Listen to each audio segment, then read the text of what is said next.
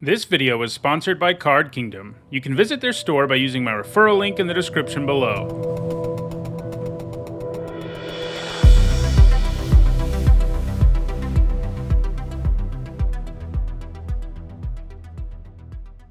Hi everyone, I'm Hone, and it's Friday, so that means it's time for another MTG Top 10, the series where I rank cards based on their historical performance at Magic's highest level of competition. This is the 385th episode of this series, and across those hundreds of videos, one of the more common recurring topics is creature types. I've looked at more than 50 of them in this series, but there's still a whole lot left, and today we're taking a look at Faeries, a fairly popular creature type and also one of the most competitively successful creature types we've ever seen. In fact, back in 2019, I took a look at the best tribal decks in the game's history, and Fairy decks were good enough to clock in at number 2 on that list. And when I looked at the 10 creature types that have been the most successful overall in competitive Magic, Fairies also came in at number 2. Because of those things, it's actually pretty weird I haven't gotten around to doing Fairies just yet, but I'm finally going to remedy that here. Fairies have been around as long as Magic has, with Alpha's Scrib sprites the very first creature to have the type. As you can see, they actually began as a green creature type, before transitioning to being more blue by the time of Urza's block. Since then, we've seen Fairies in pretty much all the colors, but they do remain the most common in blue, with black the next most frequent color. To be eligible for this list, a card had to have the Fairy creature type or make Fairy creature tokens. In all, there were 110 cards eligible for this list, and in this video, we'll take a look at the 10 Fairy cards that have left the biggest impact on competitive Magic. Before we get started, here's a quick reminder on how I score cards in these videos. A top 8 at a Pro Tour, Players Tour, Mythic Championship, Mythic Invitational, Legacy, or Vintage Championship is worth 2 points, and a top 8 at a Magic Fest Grand Prix is worth 1 point. Alright, let's get to the list.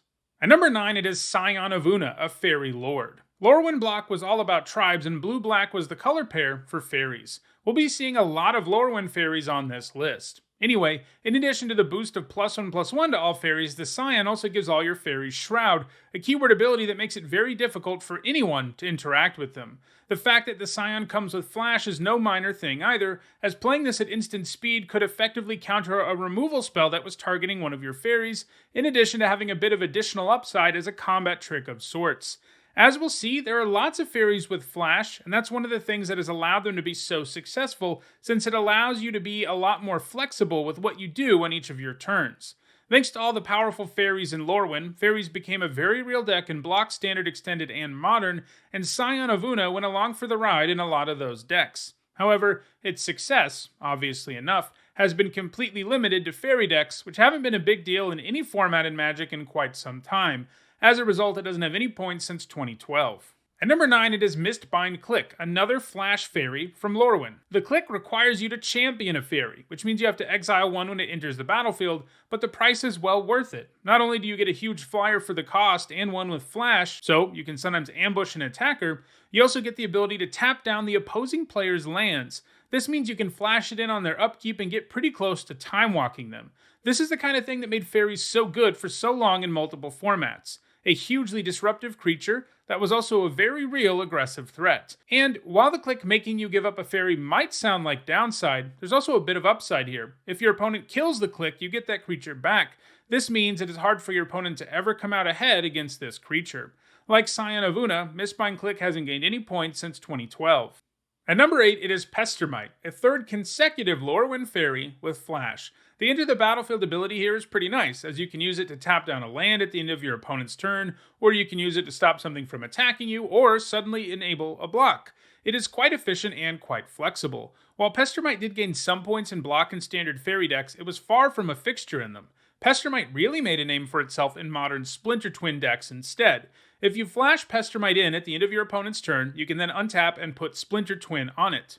Then you can tap the Pestermite to make a copy of itself. The copy then untaps the Pestermite with Splinter Twin on it, and you can continue this until you have enough flying attackers with haste to kill your opponent on the spot. The combo was eventually deemed too good for Modern, and Splinter Twin got banned out of the format in 2015.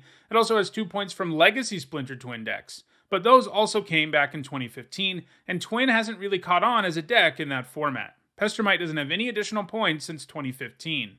At number 7, it is Fairy Macabre. This Fairy doesn't have Flash, and it also isn't from Lorwyn, though it's from Shadowmoor, another set in the block. It also doesn't have Flash, though it does have an ability that can be used at instant speed. While a 3-mana 2/2 flyer itself is not impressive in the least, the fact that the macabre can be discarded from your hand to exile things from your opponent's graveyard is quite powerful in the right matchups. If you exile specific cards your opponent is trying to reanimate or otherwise get back from their graveyard, you're doing some serious work.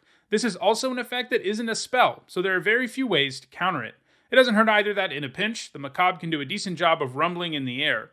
It has appeared in the sideboards of decks in just about every format where there is a relevant graveyard deck, and that was true in both block and standard of the time. The most interesting use of the card is probably in Modern Living In decks, where the macabre can be discarded ahead of Living In to make sure the opponent won't get anything back from the graveyard, and then it also gets reanimated by Living In, at which point it can help you kill your opponent. The macabre is good enough at hating on the graveyard that it even sees play in the Eternal formats, where graveyard decks are at their most powerful. It's going to continue to gain points and will probably pass the next couple of cards in front of it in the near future. At number 6, it is Fairy Conclave, a creature land that can become a fairy. It's part of a cycle of creature lands from Urza's Legacy. They all came into play tapped and can tap for colored mana, and you can also pay mana to, of course, turn them into creatures until the end of turn. Creature lands are often really good. A land that can actually be a threat to your opponent and do things in combat is really nice. That's amazing utility. Creature lands dodge sorcery speed removal, including most board sweepers, and they give you something to fall back on if the board does get wiped. Fairy Conclave has points in every format it's ever been legal in. It also gets an extra boost because it was reprinted in 10th edition, giving it another run through Standard and legality in both Extended and Modern. During its first run through Standard, it saw play in blue control decks as a land that could turn into a win condition. The second time through Standard was during Lorwyn Standard though, and that was great for the Conclave because, as we've already seen, fairy decks were dominant at the time and it could get extra value out of its creature type when it turned into a creature. In Modern, it's been played in Merfolk and Jeskai Ascendancy decks. It also has points in both Vintage and Legacy Landstill decks. It doesn't have any points since 2018, but I doubt we've seen the last of Fairy Conclave. At number 5, we return to another Lorwyn Fairy with Flash, Spell Stutter Sprite. This one has the ability to counter a spell with a mana value equal to or less than the number of fairies you have in play. You might think that lining that up just right would be a challenge, but fairy decks could go wide pretty fast, so this countered a whole lot of spells. Even on its own, you have a 2-mana 1/1 flyer that can counter a 1-mana or less spell, and that's pretty nice. This is another example of the type of disruption and interference fairy decks were capable of while still adding to the board. Like many cards on this list, the Sprite found success in Fairy Tribal decks in Block, Standard, Extended, and Modern. It also has seen a bit of play in Legacy, where even if you don't have other fairies, the Sprite tends to be pretty nice because of the plethora of cheap spells in both formats that it can counter. It doesn't have any points since 2018. At number 4, it is Sower of Temptation, another Lorwyn fairy, but this one doesn't have Flash. That's a good thing though, because what the Sower does is super powerful. It lets you steal an opposing creature for as long as it's in play. You're basically always going to get a great deal here. As a 2/2 flyer, plus removing your opponent's best creature, and you gaining that creature is basically always going to be worth 4 mana. Now obviously the Sower is somewhat fragile, so getting the creature back isn't impossible, but if you don't find a way to deal with the Sower or it takes too long, you're just going to lose. Mind control effects are just that powerful. Also, one could always hold up counter magic or Sion Avuna to protect the Sower, provided you were playing a fairy deck. In other words, the Sower is a bit harder to deal with than it might look at first glance. The Sower found success in the usual fairy decks, but it was also played significantly outside of those decks. For example, in Modern, it's gained points in Splinter Twin and Merfolk decks, and in Legacy, it's gained points in Delver. It doesn't have any points since 2018, but it is very likely to gain more in the future. At number 3, it is Bitter Blossom. This tribal enchantment quickly assembles a fairy air force for you that can threaten the opponent's life total much more quickly than it will threaten your own. It is particularly powerful against more controlling decks, since neither spot removal nor board sweepers can completely remove this threat. While it was featured in fairy decks in Block, Standard, Modern, and Extended, it is also good enough to see play in other black decks as a win condition. This has included diverse Modern decks like Jund, Junk, Tokens, Affinity, and Vengevine, and Legacy decks like Bug, Leovold, and Blue-Black Death's Shadow. It last gained points in 2019, but it's another card that it's pretty hard to count out entirely going forward. At number 2, it is Brazen Borrower, our first non-Lorwyn block fairy in a while. However, it does come with Flash, like many of its Lorwyn brethren. It can also just be a straight-up instant, thanks to the adventure. As a result, it generally gives you 2 cards worth of value. After going on the adventure, it can be cast as Brazen Borrower. Also, you don't have to send the borrower on an adventure first. Sometimes you just need the 3/1 flyer for the beatdown. But if you cast the adventure first, you're getting the most value out of the card.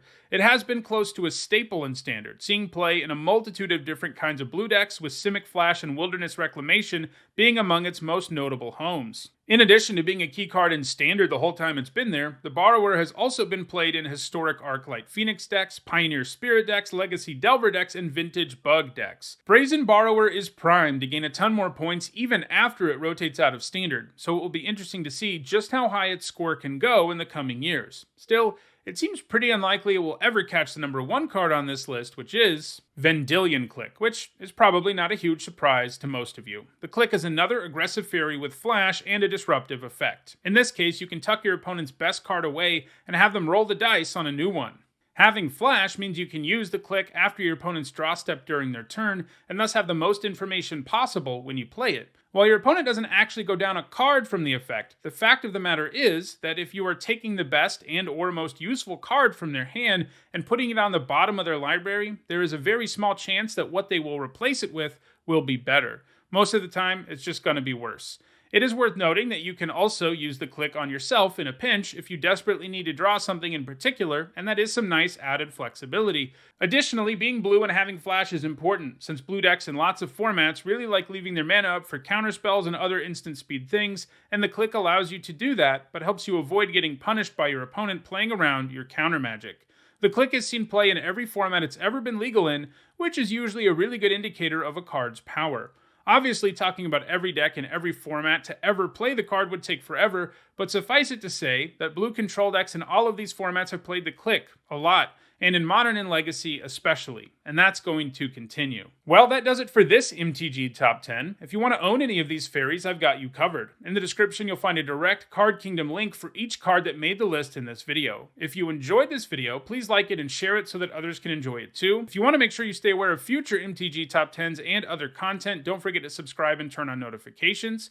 If you want to see some of the past MTG Top 10s I've done, including more on specific creature types, you should see some playlists on your screen shortly. Lastly, if you enjoy hearing me talk about Magic on this channel, you might also enjoy listening to me talk about real-world history on my other channel, Need to Hone History. Thanks for watching.